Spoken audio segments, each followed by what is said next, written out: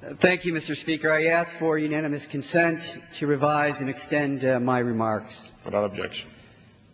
Mr. Speaker, I rise today to honor and pay tribute to an outstanding citizen of Buffalo in Western New York, John Michael Granville, an American diplomat who devoted his life to promoting peace through his humanitarian work in the continent of Africa.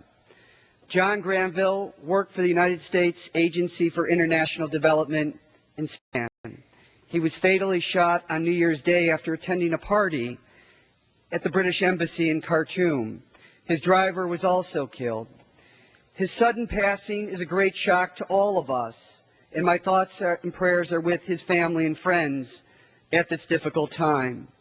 In this senseless tragedy, we lost a man of peace and purpose, a man who dedicated himself to serving people most of us will never know in a place we will never visit. John's love for Africa, its culture, its people, was nurtured in his years of service there. His most recent work involved distributing radios to people in southern part of Sudan to support his agency's broadcasting initiative in the region, which was recovering from 21 years of civil war. The goal was to prepare southern Sudan for elections in 2009 and a possible referendum on independence in 2011.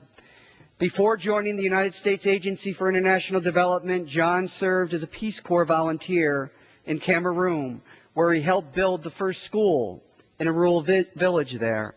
In my capacity as a member of the Oversight and Government Reform Subcommittee on National Security and Foreign Affairs, I traveled to the Sudan. I have seen firsthand how important the work of peacemakers like John is to the people in these war-torn regions. John knew the dangers he faced, and he went anyway, with dignity and conviction. Such was his commitment to serve the people of Africa. John Granville was a thoughtful and honorable man who was deeply loved by his family, friends, and community in my hometown of South Buffalo, New York. We are proud to salute John and honor him for his lasting service to our nation and for the important humanitarian work that he was doing in Africa. John was a graduate of Canisius High School and Fordham University and earned a master's degree in international development from Clark University. A memorial scholarship has been established at Canisius High School in his memory, as family, friends, and classmates want to make sure that he is never forgotten. We know John will be missed beyond measure by his loving mother, Jane, his beloved sister, Katie, and brother-in-law, Sean, his loving nieces, Caroline, Julia, Hannah, Molly, and nephew, Matthew, his extended family and dear friends.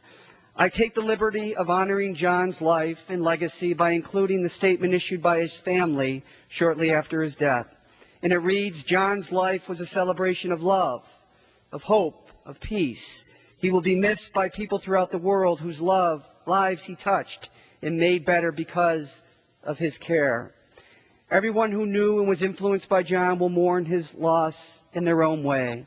I will do my part to honor John's memory by calling upon the administration to strengthen its efforts to protect American diplomats serving overseas and to help end the genocide in Darfur and to bring peace and reconciliation to the Sudan. Mr. Speaker, on this night, this solemn and peaceful night in our nation's capital, a neighborhood grieves because a family from that neighborhood grieves. Our neighborhood and family grieve the loss of a young, courageous man of peace and reconciliation. And Mr. Speaker, as we have lost a great young man doing God's work, tonight our nation grieves with them. Thank you. Thank you. The chair recognizes